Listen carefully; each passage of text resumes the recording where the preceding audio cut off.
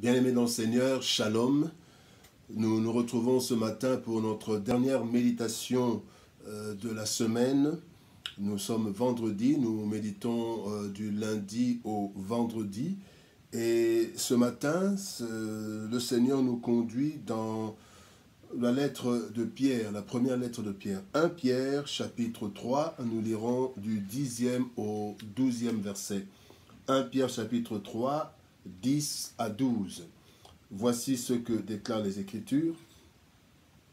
Si quelqu'un en effet veut aimer la vie et voir des jours heureux, qu'il préserve sa langue du mal et ses lèvres des paroles trompeuses, qu'il s'éloigne du mal et fasse le bien, qu'il recherche la paix et la poursuive, car les yeux du Seigneur sont sur les justes et ses oreilles sont attentives à leurs prières. Mais la face du Seigneur est contre ceux qui font le mal. Dieu veille et agit. Bien-aimés dans le Seigneur, la discipline de l'être humain généralement dépend de l'observation humaine, de l'observation de la société. Elle dépend aussi de la sanction et de la personne qui peut sanctionner, soit positivement ou négativement. Ainsi, plusieurs actes répréhensibles sont évités en présence de ces personnes, car nous craignons la sanction. Et les actes d'éclat sont posés pour qu'ils soient vus. Donc quand on veut faire des choses qu'on sait ne pas être conforme à la société, on le fait en cachette, ou du moins en dehors des personnes qui peuvent nous sanctionner. Mais quand nous voulons que la société nous acclame, là nous faisons des choses au vu et au su de tout le monde.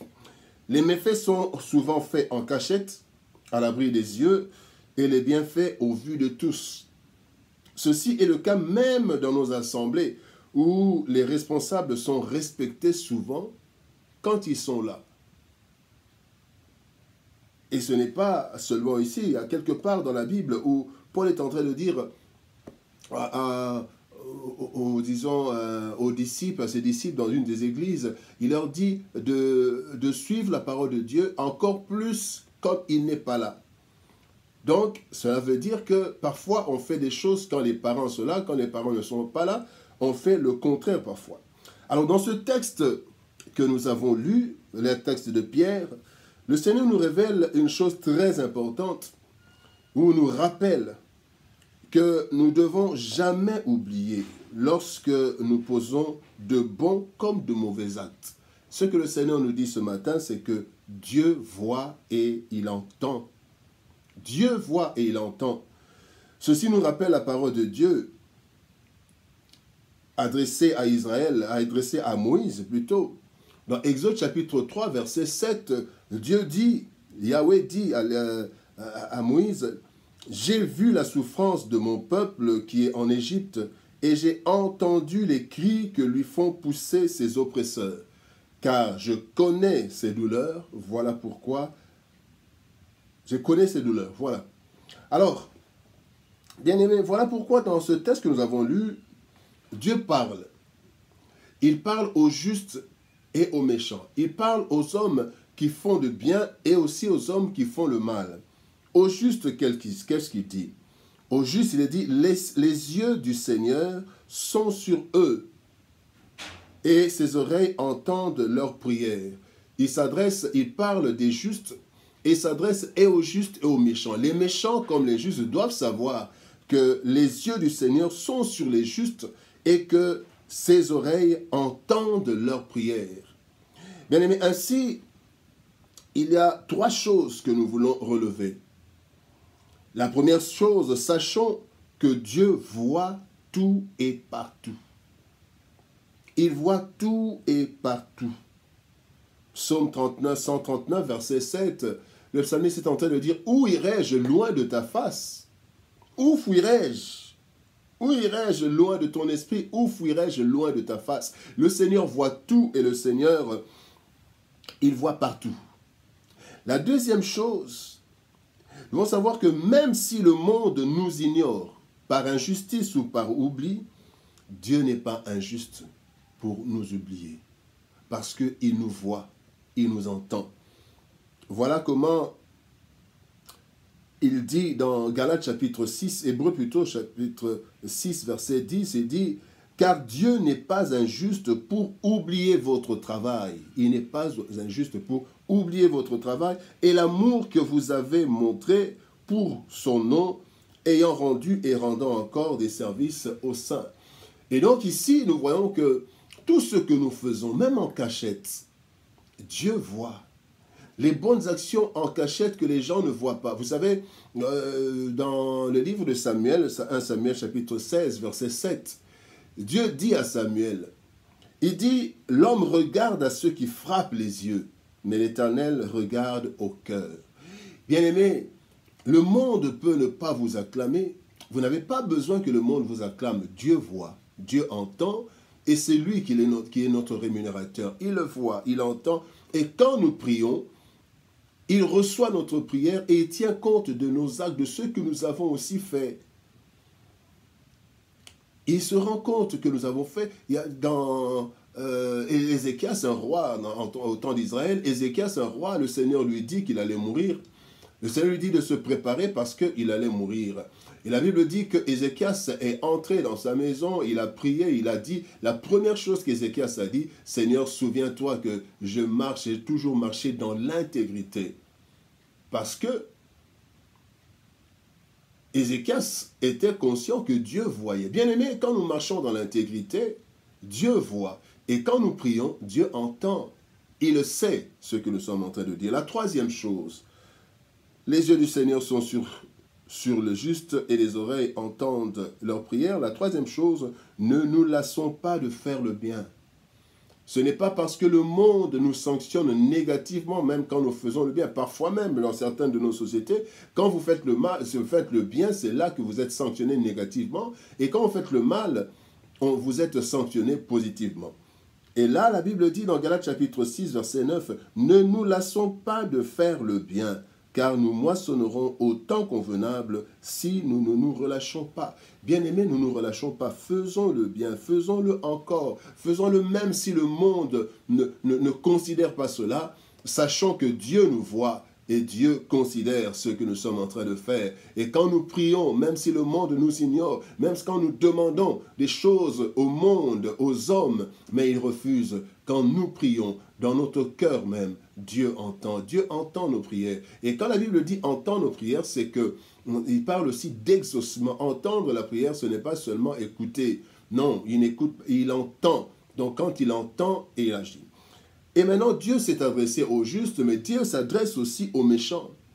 Il dit ceci, « La face du Seigneur est contre ceux qui font le mal. » Bien-aimés dans le Seigneur, ceux qui font le mal doivent savoir que la face du Seigneur est contre eux. Eh bien, lorsque la Bible parle de la face de Dieu, tournée vers quelqu'un, vers une nation, cela est un double signe d'action. Soit sa face est tournée vers une personne pour agir en sa faveur, soit alors c'est en sa défaveur. Quand vous voyez la formule de bénédiction qui avait été donnée à Samuel, dans Nombre, chapitre 6, à Moïse plutôt, dans Nombre 6, verset 25, il est dit que l'Éternel fasse luire sa face sur toi et qu'il t'accorde sa grâce. Que l'Éternel fasse luire sa face sur toi et qu'il t'accorde sa grâce, sa paix. Et maintenant, de l'autre côté, il y a un signe de châtiment aussi. La Bible dit dans Psaume 34, verset 17, « L'Éternel tourne sa face contre les méchants pour retrancher de la terre leurs souvenirs. » Jérémie 44, verset 11. « C'est pourquoi ainsi par l'Éternel des armées, le Dieu d'Israël, voici, je tourne ma face contre vous pour faire du mal et pour exterminer tout Juda. » Donc, quand on dit que la face de l'Éternel est contre les méchants, c'est pour agir et sanctionner. La deuxième chose, donc il y a un signe de châtiment, c'est qu'il y a le châtiment pour celui qui fait le mal. Et la dernière chose que nous voulons voir, c'est que Dieu n'innocente pas le coupable et punit jusqu'à sa descendance. Nombre chapitre 14, verset 18, il est dit « L'Éternel ne tient point le coupable pour innocent, et il punit l'iniquité des pères sur les enfants jusqu'à la 3e et à la 4e génération. » Bien-aimé, le tribunal peut vous innocenter parce que vous avez payé ou parce qu'il n'y a pas eu assez de preuves. Mais le Seigneur qui voit, qui entend, le Seigneur quand il sanctionne, bien-aimé, il sanctionne. Et ici, il peut sanctionner jusqu'à la 4e, 3e ou 4e génération. Vous voyez que le mal que nous faisons peut se répandre, peut se répercuter sur nos enfants, sur nos petits-enfants et même sur nos arrière-petits-enfants. Bien-aimés dans le Seigneur. En conclusion, nous voulons reprendre ce que ce passage dit. Ainsi donc, si quelqu'un, il est dit, si quelqu'un veut aimer la vie et voir des jours heureux, 3 choses que Dieu nous demande ce jour. Qu'il préserve sa langue du mal et ses lèvres des paroles trompeuses. Le mensonge doit être banni de nos bouches, de nos vies. Disons des choses vraies et des choses correctes. La deuxième chose, qu'il s'éloigne du mal et fasse le bien. Celui qui veut être heureux doit s'éloigner du mal et faire le bien. Et la troisième chose, qu'il recherche la paix et la poursuivre.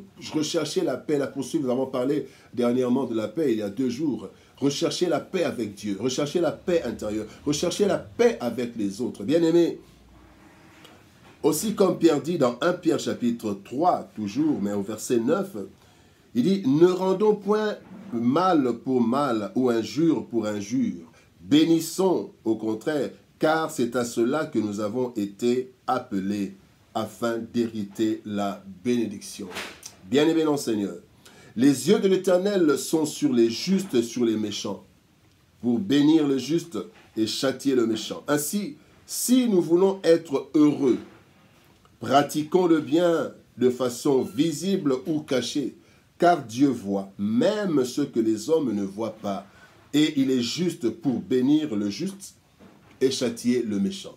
Bien-aimés dans le Seigneur, Dieu voit, Dieu agit, Dieu veille, il agit. Ainsi, en tout lieu, en tout temps, comportons-nous en conséquence, sachant que les yeux de Dieu sont posés sur nous, sa face est posée et se tourne contre nous quand nous faisons le mal, et ses yeux sont sur nous, ses oreilles nous entendent, nous écoutent, afin de répondre favorablement à nos prières. Que Dieu nous bénisse. Nous vous souhaitons un bon week-end et nous allons nous retrouver le dimanche pour la prédication dominicale. Dimanche, par la grâce de Dieu, nous allons reprendre nos cultes. Ce sera une joie après plus de 4 mois sans culte. Que Dieu nous bénisse. Shalom. Au revoir et bon week-end. Nous nous retrouvons lundi pour les méditations quotidiennes. Au revoir.